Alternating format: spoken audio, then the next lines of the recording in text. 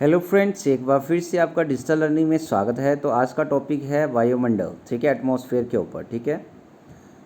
तो चलो वायुमंडल के बारे में पहले जानते हैं, देन इसकी क्या क्या कौन कौन सी स्टेज रहती है, ठीक है। जिसके आगे लिखा हो क्षोमंडल, समताप मंडल, ठीक है, मध्य मंडल, आयन मंडल, वायुमंडल, ठीक है, और इनके कुछ क्वेश्चंस, ठीक है। तो इंपॉर्टेंट टॉपिक है क्योंकि यहाँ से क्वेश्चन जरूर बनते हैं।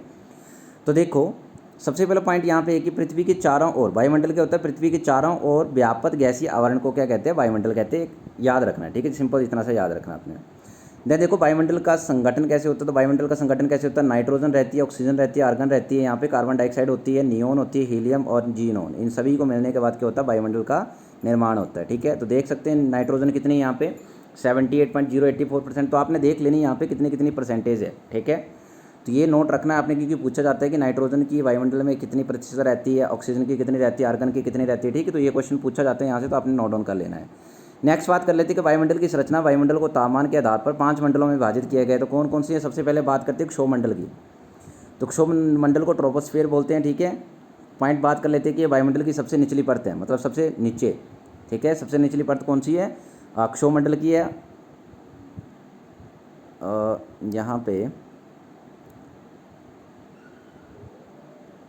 पद नहीं होगा, यहाँ पे परत होगा, ठीक है। क्या होगा, परत होगा यहाँ पे, ठीक है। तो इस परत की ऊंचाई भूमध्य रेखा पर 16 किलोमीटर तथा ध्रुवों पर कितनी, 8 किलोमीटर। याद रखना आपने पॉइंट, यहाँ पे ऊंचाई पूछी जाती है, भूमध्य रेखा पर कितनी ऊंचाई क्षोमंडल की और ध्रुवों पर कितनी किलोमीटर है, ठीक है, ये पूछा जाता है।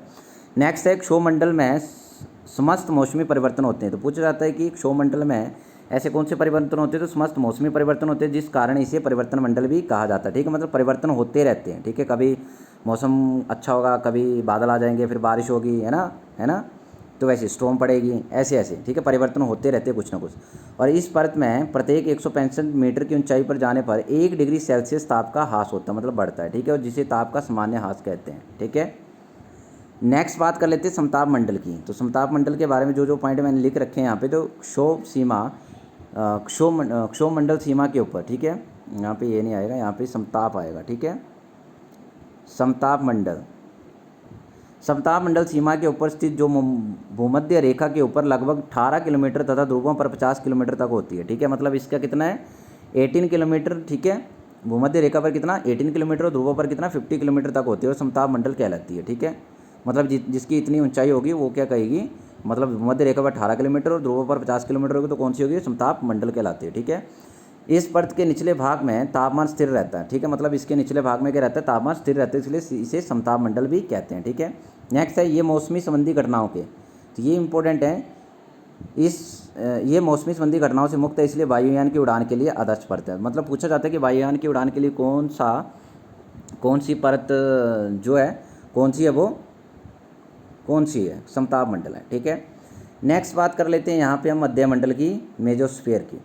तो मध्य मंडल का विस्तार सागर तल से 50 से 80 किलोमीटर की ऊंचाई पर रहता है, ठीक है। मतलब आप समुद्र तल से आप 50 से 80 किलोमीटर चले जाओगे तो कितना, कौन सा आएगा वहाँ पे, मध्य मंडल आएगा। और इस मंडल में ऊंचाई के साथ तापमान में पुणे क्या होती है, गिरावट होती है। जैसे ऊपर जाते जाओगे तो जो तापमान है वो गिरता जाएगा, ठीक है। नेक्स्ट बात कर लेते हैं आयन मंडल की। तो आयन मंडल है पृथ्वी सतह से 80 से 640 किलोमीटर की ऊंचाई तक आयन मंडल पाया जाता है। तो ये आपने किलोमीटर से याद रखने, कहाँ से कहाँ तक पाया जाता है आयन मंडल जो है, ठीक है। ऊंचाई के साथ इस मंडल में तापमान की क्या होती है, वृद्धि। अब जैसे जैसे ऊपर जाते जाओगे तो वैसे वैसे तापमान की क्या होती जाएगी, वृद्धि होती जाएगी, बढ़ता जाएगा, ठीक है। यहाँ पर विद्युत चुंबकीय कण पाए जाते हैं, इंपॉर्टेंट पॉइंट है ये। यहाँ पर विद्युत चुंबकीय कण कहाँ पर भी, कौन सी परत पर विद्युत चुंबकीय कण पाए जाते हैं, तो आयन मंडल पर विद्युत चुंबकीय कण क्या होते हैं, पाए जाते हैं। और रेडियो तरंगों का क्या होता है, परिवर्तन होता है, ये भी याद रखना है, ठीक है। सिग्नल्स वगैरह जो आपको मिलते हैं वो। लास्ट है आपका वायुमंडल। तो वायुमंडल को एग्जोस्फीयर बोलते हैं, ठीक है। तो आयन मंडल के ऊपर वायुमंडल की सबसे ऊपरी परत कौन सी है, वायुमंडल है, ठीक है, आयन मंडल के ऊपर। तो ये यहाँ हाइड्रोजन और हीलियम की गैसों की क्या रहती है, प्रधानता रहती है। तो कौन सी परत पर हाइड्रोजन एवं हीलियम गैसों की प्रधानता रहती है, तो वायुमंडल पर इसकी प्रधानता रहती है, ठीक है। देन नेक्स्ट है वायुमंडलीय दाब। तो यहाँ के क्वेश्चन देख लेते हैं, वायुमंडलीय दाब से क्वेश्चन पूछे जाते हैं। तो सबसे पहले कि पृथ्वी एक निश्चित इकाई क्षेत्र पर वायुमंडल की सभी परतों द्वारा पड़ने वाले दबाव को क्या कहते हैं, वायुमंडलीय दाब कहते हैं, ठीक है। यहाँ पे इकाई होगी, ऐसे होगा, ठीक है, ये गलत है, यहाँ पे लिखा हो इकाई होगी। पृथ्वी की एक निश्चित इकाई क्षेत्र और वायुमंडल की सभी परतें, मतलब वायुमंडल की सभी परतें जब प्रेशर डाल दी तो उसको क्या बोला जाएगा, वायुमंडलीय दाब बोला जाएगा, ठीक है। नेक्स्ट बात करते हैं वायुमंडलीय दाब को वायु दाब मापी बैरोमीटर से मापा जाता है, ठीक है। तो वायुमंडलीय दाब को किससे मापा जाता है, बैरोमीटर से मापा जाता है। नेक्स्ट बात करें वायुमंडलीय दाब की इकाई बार या पास्कल में होती है, मतलब इसकी इकाई किससे नापते हैं, बार या पास्कल से नापते हैं। ये भी याद रखना है, पूछा जाता है क्वेश्चन पेपर में। बैरोमीटर के पठन में तेजी से गिरावट आने पर क्या होता है, तूफान का संकेत देता है, ठीक है। मतलब बैरोमीटर में एकदम से अगर गिरावट आ जाए, डिक्रीज हो जाए, कम हो जाए, तो क्या संकेत देगा वो, तूफान का संकेत देगा कि तूफान आने वाला है।